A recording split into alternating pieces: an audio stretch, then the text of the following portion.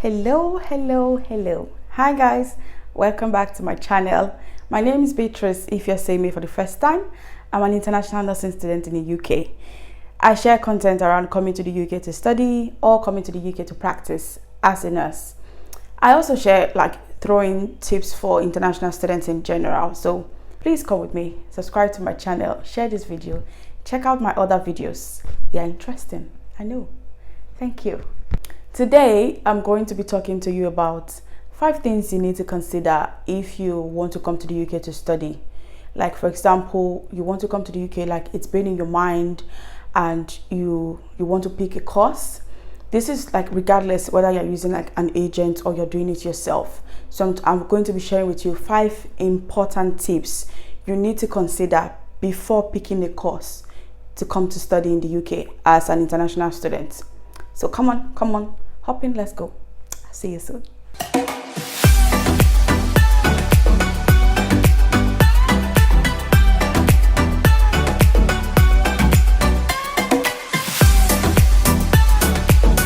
Thank you for staying tuned. Welcome back. So the first thing you want to consider if you want to pick a course to come study in the UK is, what is this course about? Say you've been seeing people say, I'm doing this course or I'm doing that course, or someone told you this course is very good. You want to do your own research and not just rely on what other people are saying or what your agent is saying. Do your own research. Go into the course, the website of the school you intend to go to. Do a research, a background check. What is this course about? What are the modules I'm going to be taking if I decide to pick this course? Can I cope? That's another big thing, because some people come over here, pick any course because they just want to leave the country. Come over here and start to struggle with assignments. Check the modules. Can I cope? If you're coming for a master's and this is a bit different from what you did in your undergraduate, and maybe you'll be doing calculation courses on this present course, and you're you didn't check, you get here and they throw assignments at you and you're I don't know what to do. Check this course. Look at the modules. Can I cope? Is this something I'll enjoy while I study, or am I just going to struggle through it from the beginning to the end? I know everybody adjusts in the end and everybody learn, but you want to check, because it's one thing to be learning something you're interested in. It's another thing to be learning something you are off of, it turns you off. You don't want to learn. So check this course. If you can cope, if you think you can learn, and if you think you can't, just leave that course alone. There are loads of courses, and from what I've seen, I just see a bunch of people pushing towards there are some courses that are very popular. I won't mention courses, but there are some courses that are very popular, and then they get here and they struggle with assignments. But whereas there are other courses they could have picked that would have been easier for them to adjust to. You get me? I know you do.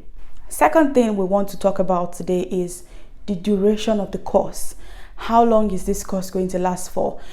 If it's an undergraduate course, do I have to do a foundation year before going into the actual course? Probably you're just leaving secondary school and your parents want you to leave the country. And if you're using an agent, all these problems usually come up, maybe sometimes if you're using an agent and this agent doesn't tell you that it's a 3-year course, but because you're going to start from foundation year, it's going to be a 4-year course. So you want to check, do your research yourself. Don't rely on anybody. Don't rely on any information you see online. By online, I mean what people say. Go to the school's website and check by yourself. See it for yourself and see that, okay, I don't need a foundation year, or I do need a foundation year. You want to be sure. And if it's a master's course, some master's courses are 2 years, some master courses are 1 year and 6 months, some are just 12 months. You want to be sure, this course I'm going to do in the UK, how long is it going to last? You get me? It just creates a balanced emotional space for you.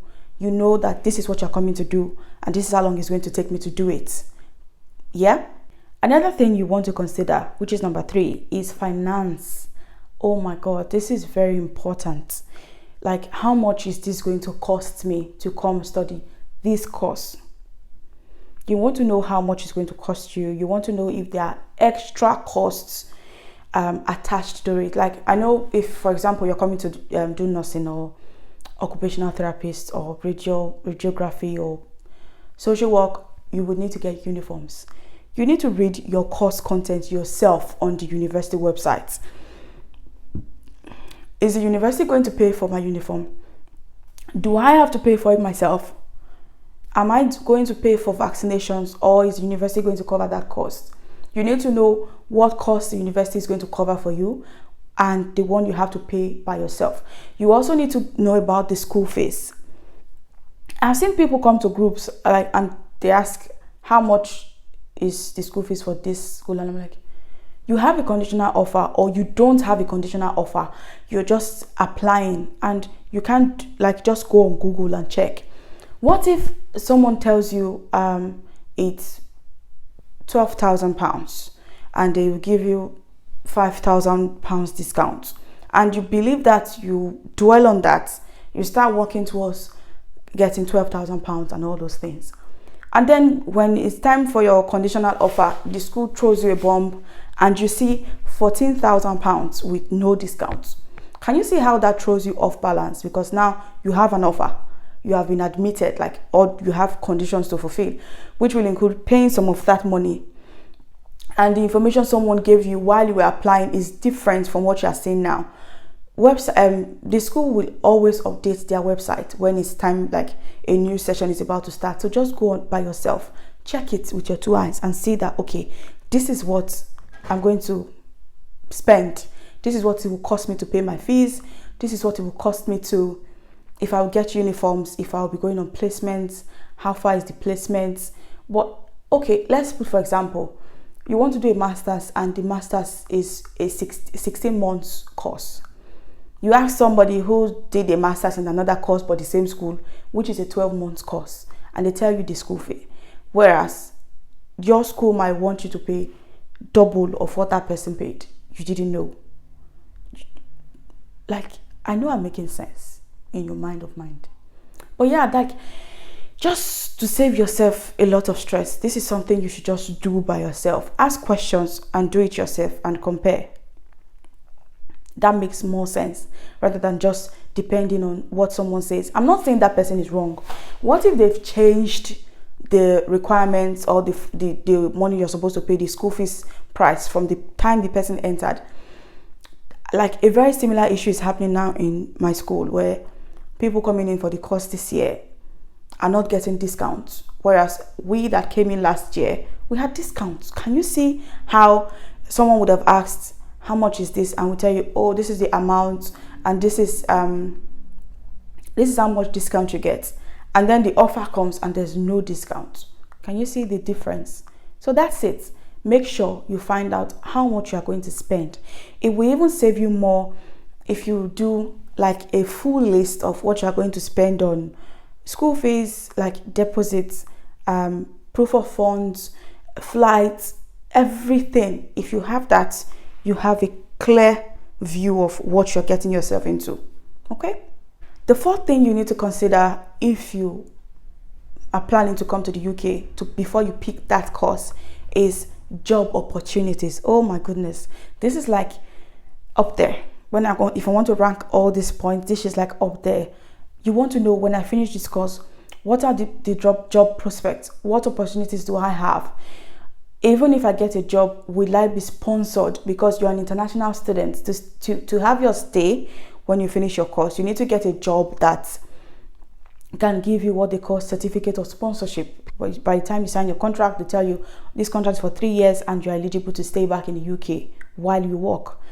There are some jobs you might get and they tell you, you qualify for this job, we would like you to come join our team, but we do not offer certificate of sponsorship. So you want to be sure, when I finish this course, how many job opportunities am I going to get that is going to give me that sponsorship? Do you get? Say for example, somebody coming to do social work. I'm not going to use nursing as an example again. Yes, somebody coming to do social work. Watch channels. There are channels you can watch and know that, okay, this person said this. Opportunities for international students are there. Let me give you a tip. One of the biggest social work channels you can just watch if you intend to study social work is Intentional Favors channel. I don't intend to study social work, but I follow her channel, and she has a lot of information around job prospects after graduation. And yeah, you want to be sure that this course you're coming to do, even if it's a 12-month master's, what is it going to give me at the end? Will I finish this course and go into panic? Do you get, like, you go into panic of how am I going to get a job? How will I stay back? Do I have to pay for the post-study work visa? What is going to happen? You want to know from the start, even before picking that course. It's not after the course. It's not a matter of we go run them or we'll sort it out. It's not going to work that way. Make sure you have everything in place. Okay, when I finish this course, this is where I'm going to apply for jobs. These are the opportunities available for this course, or graduates from this course. It just saves you stress, and it helps you build up that confidence when you come into the course. Like, this is the plan, this is the goal, this is the focus, and that's what we are sticking with. Okay. Number 5 is you need to check and compare courses. You have like a criteria for the course you want to go for, but this particular course is not hitting like all points. You can check a course, like a similar course, weigh it and be like, balance it, check and balance it. If I do this course, will it like meet the criteria that I've put down already? Or if I do this course, would this be better than this course? Compare and gather your information. Go to the school's websites, ask questions, compare the answers you got, and come to a final conclusion. Don't just allow somebody just pick a course for you. I know sometimes when people pick courses for you, it turns out to be good, but what if it turns out to be bad? Very bad. For example, you meet an agent and be like, I just want to travel, and yada yada yada, and the agent tells you, oh, okay, I've helped 50 people get admission into this course. There's a difference between getting admission into a course and what is going to happen after you graduate from that course. So you want to ask the agent, okay, these 50 people, how many people got jobs when they graduated? What is this course about? Ask that question, and then go back home, do your own research, go to the school, different schools' website, and check. If you have all these things in check, trust me, you just will not enter one chance with courses, because you have a plan and you are sticking with that plan. You already know what this course is going to get you, and like, you can even still decide to go with the course even when it doesn't meet the criteria, even when you're not going to get job prospects. But then you know you would need to start a plan B very early into that course. For example, I know that, okay, this course I'm coming to do will not give me a job, or the chances of me getting a job from this course is very slim. What am I going to do next? It gives you that opportunity to plan for have a plan B very early, rather than thinking and believing and trusting, and by month 11, school won't end. You are thrown out of place. You have dissertations to write, you have assignments, but then you are thinking about what is going to happen afterwards. Think about all of this and comment right below. Like, if there are points you think I didn't add, please add it so other people can learn from all these experiences we have. So that is it for this video, guys. Thank you so much for watching. I had fun filming this, and I really hope this helped a lot of people, like as much people as possible. So if you have someone who is considering coming to the UK to study, please do them some good and share this video to them. Just have a look and see. Okay, thank you so much for watching. Have a blessed week. Bye now. Bye.